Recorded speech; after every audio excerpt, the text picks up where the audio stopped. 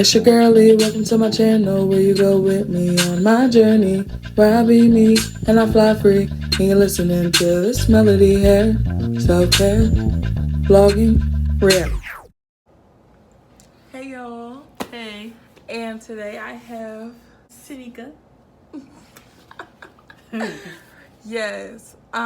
So today is another mental health video. So we are here to encourage, to shine the lights.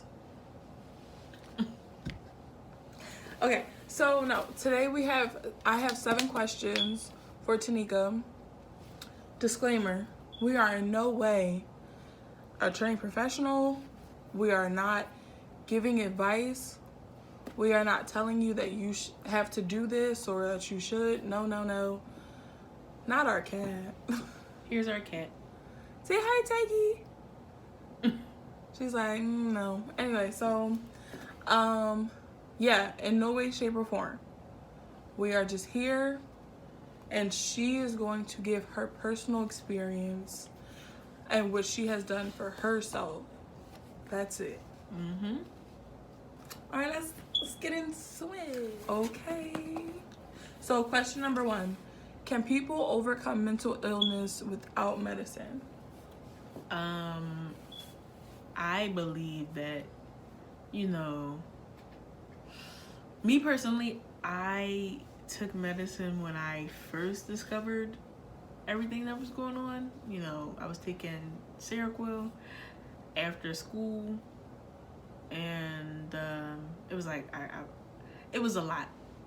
So my mom would give it to me right at school when I got home, and I would be asleep until the next day. So I don't know if it was the dosage or what, but it didn't work for me. It just made me really tired and hungry. That's about it. When I did wake up, I was eating. So that didn't really help. And I already had like an issue with like my eating and stuff like that. Like I would overindulge, I would say. So that didn't really help me in any way. It just made me tired and zombie-like. But that's in my experience. So from my point of view, medicine didn't really help me. Like when they put me on like some type of depression med, it made me like happy on the outside, but in the inside I just felt like I was like screaming because I couldn't really express my emotions. So for me, it didn't help. I think what helped the most is like talking. Therapy helps me. That's my personal opinion. And that's all I have to say about that. So would you say it was like a Band-Aid?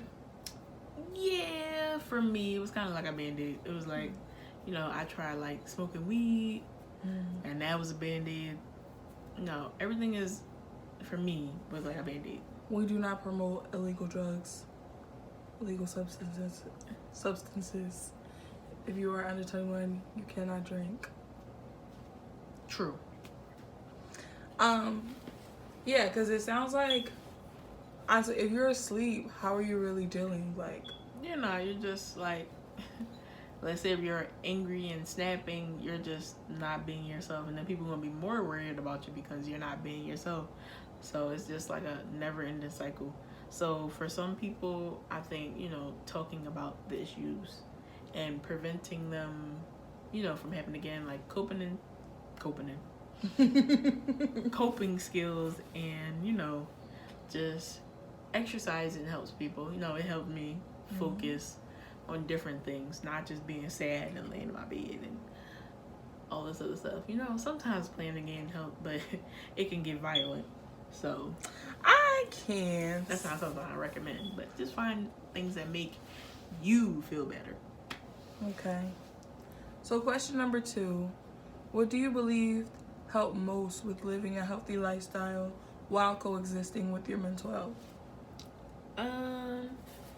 Well, honestly, I kind of just started living a semi-healthy lifestyle.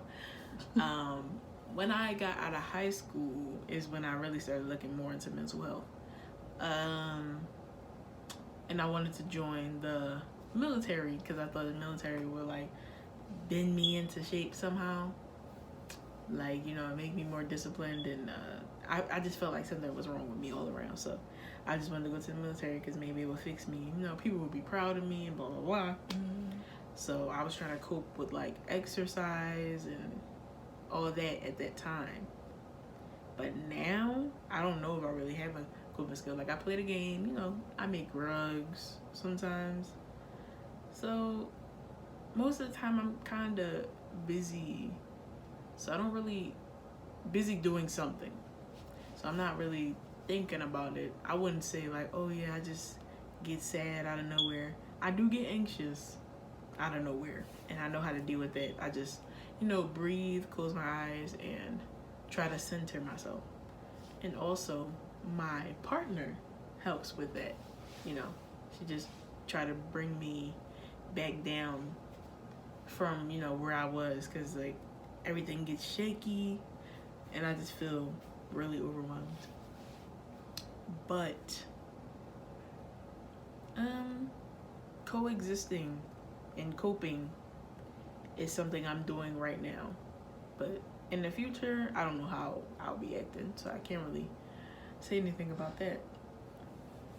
Okay, because it sort of sounds like, and correct me if I'm wrong, but it sounds like staying active, mentally and physically, because, rugs, it's mental, but it's just, it's very physical. Like, I've watched you do rugs, so it's physical. And also playing the game, yeah, it's a little physical, but that's mainly mental. So it sounds like just keeping busy is what helps you. Well, yeah, that's what helps me, but sometimes people keep busy and they don't acknowledge their issue that they have going on. Mm-hmm. You should also acknowledge what you have going on, is what I didn't say. You should acknowledge, oh, I'm super anxious right now. Let me do this to help myself. I have so much energy right now and it's going to make me anxious. Let me do this rug, or let me play the game, or let me take a walk to get all this energy out. Because sometimes, like, exercising helped me because it would make me, like, tired physically. So when I feel tired physically, I feel like I achieved something. And when you feel like you achieve something, that gives you, it makes you feel better. So when you feel like you achieve something, it helps. But, don't just keep busy and ignore things. Acknowledge them. Try to work through them. Don't work around them. Work through them. For you, right? For you. And, talk to someone.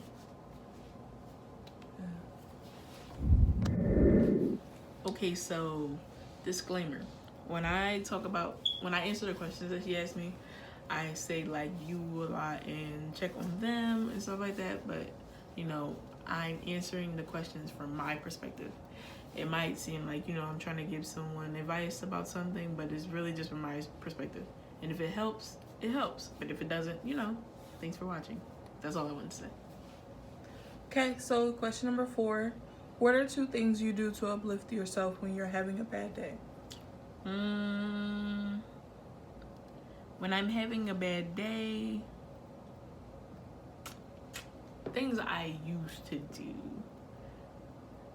I used to draw a lot. So I would get something and I would draw. Now I would probably play on the game, watch funny videos on YouTube, talk to my partner, let them know that I'm having like a not so good day, and she helps out. Oh, we can do this or do that. That's what I do now. Okay. Number 5. What are some signs you saw within yourself that made you want to dive deeper into your mental health? So, when I was 16, I attempted, trigger warning again, suicide. And this time it was different though. I knew what to do. I was a little older. I knew what to do, and I, have seen things about how people do what they do. So I went to the store and I bought a whole bunch of pain pills, pain medicine, like little packets. Apparently they didn't, see anything wrong with that at the time. I went to the corner store, bought a whole bunch of little pain packets for like $1, and my mom noticed I was acting weird, and I told her I was going to go to bed. And she was like, "What do you mean? Like, what are you hiding in your pocket?" I'm like, first of all, my mom is like a psychic or something. Number one, because I'm like, how do you know I'm hiding something? Like, I'm like, what are you talking about? I'm not hiding anything. Because I was having a bad day. I was having a bad day at school. I was having a bad day in a bad situation in my relationship at the time. So I just figured nothing was saving me at that moment. So, I just was, my mom was like, "Oh, let me see what you have in your hand." And she took all the stuff away from me, and I was like, "Mom, I think I need help." And she was like, "What do you mean help? Like, what are you talking about?" And I was like, I need to go to like a mental hospital or something, because I can't like control myself. I can't stop thinking these bad thoughts and stuff like that. And I don't know what's wrong with me. Like, I was freaking out. And she was like, "Okay, I'll take you." I literally had to force my mom to try to take me because she didn't want to.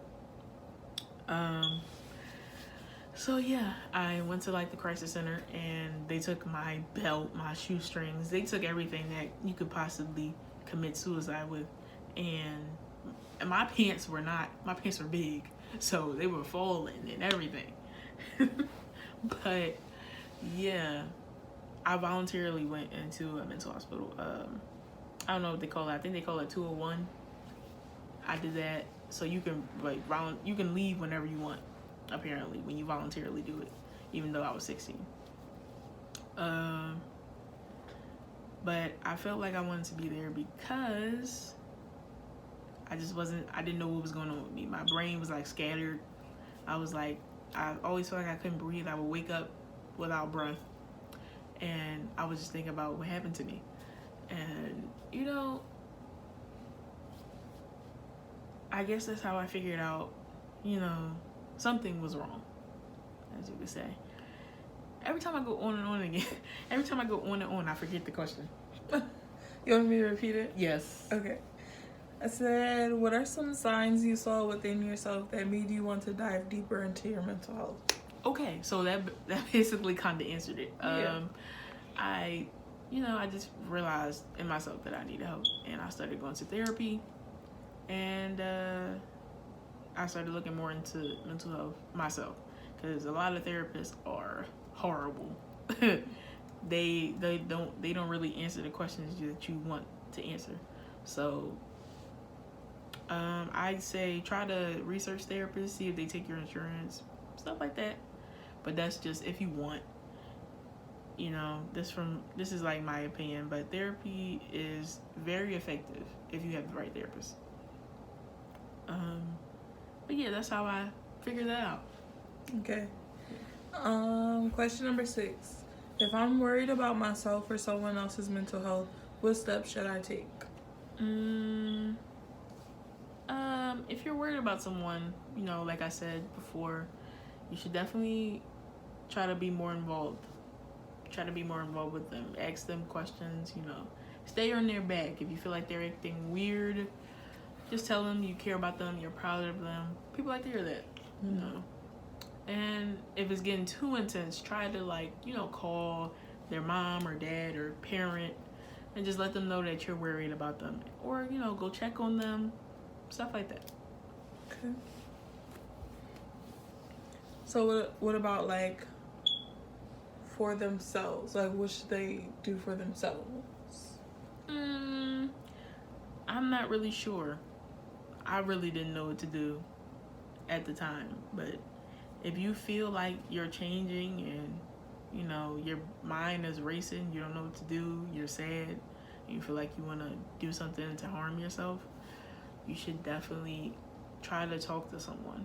And if you feel like it's hopeless, I want to give up, someone is going to miss you. Someone is going to be sad that you're gone. And you should really try to see the good in the reason why you're here. Because you never know. Yep. Yep. Do you feel, number 7. Do you feel comfortable telling us what you're clinically diagnosed with? Yes, I do. Okay. I am clinically diagnosed with anxiety, PTSD, and bipolar disorder. Okay. So, is there anything else you want to add to the video? Yes. Okay. Just because someone tells you, yes, some people have like, abusive family, abusive friends, abusive partners. Just because someone tells you that you're not worth something, or you're bad, you're selfish, you're evil, that doesn't mean like believe them. I'm not saying you're not going to, at a point when someone tells you something over and over and over again, you start to believe it and you start to act that way. But acting that way doesn't make you feel any better. In the end, you start believing it yourself when you start acting that way. So my advice is to just try to love yourself, look deep inside yourself, and find something good in there. Because there's something in there that you might not know, and you'll be surprised when you figure it out. That's it. Okay.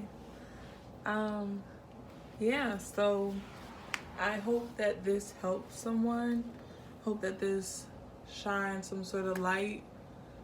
Hope that this educated. Again, we are in no way trying to tell you what to do. We are just here, just speaking on, she's speaking on her personal experience, the things that she's been through, and the thing that has helped her.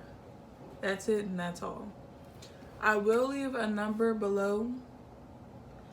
It's a hotline for anyone who may be feeling like they want to harm themselves, anyone who, they feel like they need help. I'll also leave another number for anyone who may be put in an abusive situation and you need help, you need to get out of there. Here's the number for that. Should there be any other numbers? Well, maybe we can put Better Help in there. Better Health, is that what it's called? It's like it's like a therapy, online therapy thing. Yeah. But if you have like some type of government insurance, you can just call your insurance and get like the mental health part, and they'll refer you to a therapy place in your area. Make sure you research the therapy place, check the stars, check the reviews, check the therapists, and if you don't feel comfortable with different, like the same gender therapist or different gender therapists, or whatever you identify as, then try your hardest to request whoever you feel comfortable talking to. And make sure that person is well aware of what you identify as and things that you go through. Because some therapists have never heard of situations, especially that Black people go through. So I've had a therapist that was just like, oh my gosh, I've never heard of a situation like that. And I asked them and they never had a Black patient. So you should definitely look into that also. Yeah. All right. Thank you again, Taneka. Oh, you're welcome. It's good to be here. You know what? Thank you for joining us. Thank you for sharing your experience. Thank you for sharing the vulnerable part of you. Girl, I was getting triggered. I'm like, hold on. I had to play around with stuff. I'm like, whoa. Yeah, that's all. Yeah, so again, thank you for tuning in. Don't forget to like, comment, and subscribe. Alright. Listen. And I hope to see you in our next video. Well, my next video. This is your page. Yeah. Dun, dun. Standing in line, waiting to be noticed. Is there something that makes me different? How do I even show it?